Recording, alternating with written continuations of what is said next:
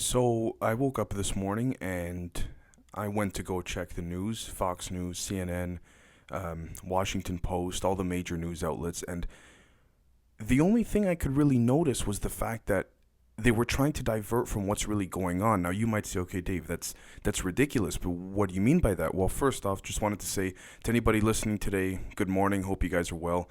Hope you guys having a good Monday so far. Um, but what I'm noticing is that there seems to be a large mass agenda at play here. Now, I'm not trying to say this is a Republican thing. I'm not trying to say this is a Democratic thing. Ultimately, I think both sides are honestly in on it when it comes to the overall perspective of certain aspects of the agenda at hand here. But at the same time, what I also want to point out is the fact that when I look and I notice that the CNN morning talk show hosts are kind of making light of everything that's going on. I understand a certain perspective where people need to laugh, but when people check the news, they don't turn the news on because they want to laugh. They want to see what's going on. Now, I'm not trying to call out CNN specifically for playing this morning a Saturday Night Live skit over and over again, just to kind of give context to the reality that everyone's living in around the world. But when I wake up and I hear that the UK is going to have mass inoculations starting tomorrow, as of the day I'm recording this episode, and then I hear, for example, that Joe Biden had announced his health team, but at the same time, he did an interview, I believe 2 or 3 days ago, with Kamala Harris, where he hinted at the fact that if he ever has any major disagreements with her, he said he's going to do the same thing he said to Obama when he was vice president. He said, and I quote, "I'm going to come up with some disease and then step down." Now, listen, I know that that's metaphorical. It's not meant to be taken literal. I understand that. So I'm not trying to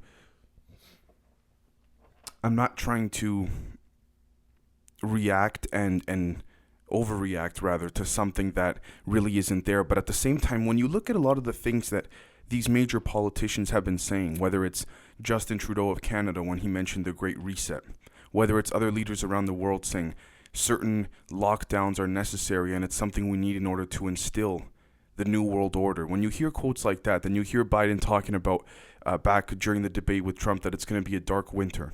And then he hints at the possibility or jokes at it, but again, it could be a form of predictive programming that he's going to step down. And then I sit back and I look at all these other news stories and I say, wait a minute, this is phenomenal, because if we take a step back, what we're going to see here is the same conceptual predictive programming method being used over and over and over again, repeatedly. And so I say this because I'm kind of at a loss for words when I look at what's going on in LA, for example, when the Los Angeles mayor announced that no one's allowed to go walking, no one can really leave their house. I imagine if you want to leave your house, there has to be some type of procedure to do it formally. And I mean, listen, this is the big debate between having government getting involved and having the people wanting to do what they please and wanting to do what they see fit to do regardless of the virus, because they have something called the Constitution. And this is where there's a legal issue. Even in Canada, even in the UK, people who are protesting as anti-maskers and anti-vaxxers and things like that, I respect the fact that people are protesting peacefully. I got no support for the people that get violent on either side, but the people that are protesting peacefully have the right to do that. And it's not even my opinion. I would dare to say that I don't know the UK law, but I know for a fact that in the United States and in the West here, it is our right to peaceably protest. And again, the hypocrisy is quite rampant in a lot of cases. I mean, for example, the Republicans weren't exactly doing the best job at containing COVID, let's say, but neither were the Democrats. They were just being propagated on a different angle, let's call it.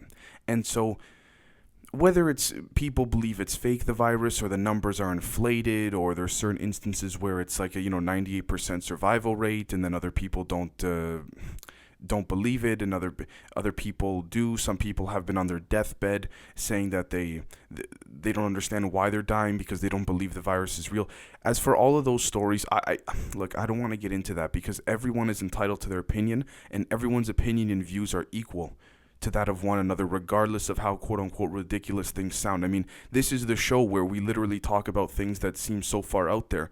but then we do our best together, you and I, to put everything into one shot and one timeline in order to make everything fit. And so I can't sit here and disrespect people's opinions like that. But what I can say is that if I were to give you my humble take on what's going on in LA, I think it's disastrous. I think that honestly, no matter how bad a certain virus gets, unless it gets to the point where it's some World War Z catastrophe, I don't think that not banning people, but preventing people from going out for walks and things like that is something incorrect. Because, look, I might be dumbing down and oversimplifying this, but this is the way that I see it. Science in general has had the ability to tell us what is safe and what is not with respects to COVID.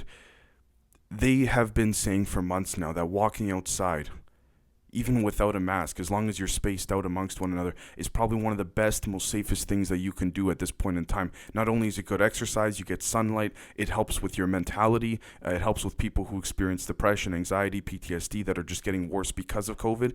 And so when I look at that and I say, okay, no one in LA can go outside, and then in certain cases, water and electricity will be shut off for people who are not complying. Look, guys, water is a human right. And so they're threatening to do that. If I'm not mistaken, they're threatening to do that in extreme cases. And I quote, in the extremities of the situations. I mean, like, come on. You're gonna turn off the electricity and the water like they did in California, I think about a month back, to people who were throwing house parties in the Hollywood Hills, I believe, or somewhere around there. I understand if you want to go and there's a house party with 100 people or 50 people, you got to shut it down. But don't shut off the water. Don't shut off the electricity. And this is what scares me. This is why I can see people freaking out about not wanting to take the vaccine. And to a large extent, I don't blame them, because I see both sides of the argument. And everyone on the left who says that people on the right are invalid, no, both sides have very valid points. I mean, I'll be honest with you guys. In order to do this morning show, I watch things all the way from Newsmax to the Young Turks. So we're talking far left all the way to the far right. So I'm not trying to propose some type of different theory or proposal that would confuse you guys. All I'm trying to do here is just call it as it is. And what I see right now is what's going on in LA is unconstitutional. It's disastrous. I don't know if anything has been taken to the Supreme Court or some type of legislature like that in order to maybe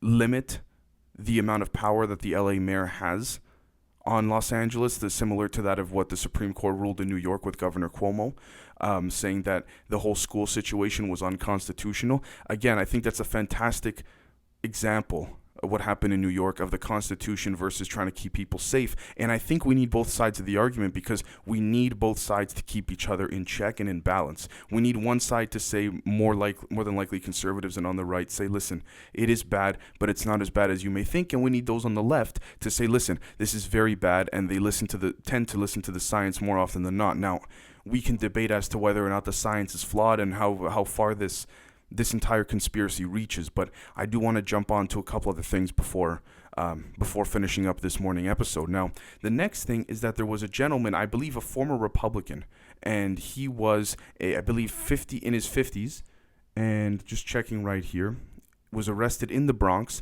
for child sex trafficking. He was also a charter jet CEO, and 57-year-old Bronx resident Paul Alexander was arrested Thursday for allegedly trafficking girls as young as 12 years old, according to Breitbart.com. But this has been reported amongst all other news sources, whether it's on the left or the right, and what have you. Now, when I look at that, I think the child sex trafficking thing is a big issue, particularly nowadays. I do believe that the Epstein alleged suicide, and I say that with air quotes, but I also think that the Epstein documentary on Netflix raised a lot more awareness to it.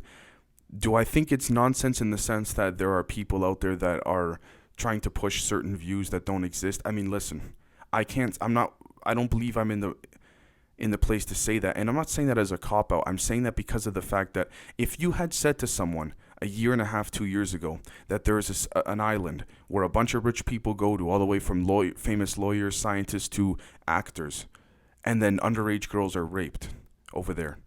Not all the time, but a very vast amount of the time, and then you find out later in life Epstein was buying up all of the surrounding islands because there were girls trying to swim away and escape, people would laugh. I remember telling someone that Bill Clinton flew on Epstein's plane 26 times I think it was about 2 years ago, and I got laughed at right in my face. The same person who laughed at me, or laughed right in my face, that didn't believe it, believed it a year later when the Netflix documentary comes out. And so my point that I'm trying to make here is that people believe things when they see it on some type of mainstream reputable network or source. And it's like, listen, I've been saying this the whole time. I'm not trying to say I told you so, but I'm trying to say that just because you laughed at my face, but now all of a sudden it goes on Netflix, and then you take it seriously, and then you try to ignore the fact that you laughed directly at my face. And it's not about laughing at my face. It's about the fact that I think you guys go through very similar things when you tell your friends or family very similar things, that you're not trying to persuade them to see the other side. You're trying to persuade them to see the bigger picture. There's a difference between seeing the other side and seeing the larger aspect of it all. And so that's what I think is important here, because I look and I see right now, if I were to apply the same methods I do with researching the episodes for you guys that I do with the real world in real time, what I'm seeing here is predictive programming combined with mass inoculation. Now, I'm not saying that it's bad. I'm just saying that it's something to be vigilant of. Again, they're already talking about how large chunks of world populations, of world countries, don't want to take the vaccine. Now, that's maybe because they don't trust it, and I don't blame them. But at the same time, maybe they want to wait till another version comes out, and who knows. But what I'm trying to say here is that it's almost like the big moves are part of one big chess game. And that's what it seems like to me. That's truthfully what it seems like to me. So please let me know what you guys think. I think that it is certainly something to be taken very seriously, because as much as people want to think in certain countries that the extremities of other countries will not hit them, if we allow things to not be questioned, and I'm not talking about physical violence, I'm not advocating for that at all. I'm just saying if we don't question things and bring attention to it, then it becomes a lot easier for one side to persuade its agenda over the other, and we need both sides to keep each other in check. Now, in reality, what we need is a total revamp of the government from the ground up. But listen, I'm not going to sit here and pretend that there's some big revolution that's going to happen. It's not going to happen, at least not for the foreseeable future. You would need to shake the government up from the ground up. And so I think that honestly, the best we can do here is question and continue to push for a free and open, transparent conversation. So please let me know what you guys think. I hope you enjoyed this morning episode, and we'll see you later this afternoon. And if not, then we'll see you tomorrow morning. Peace.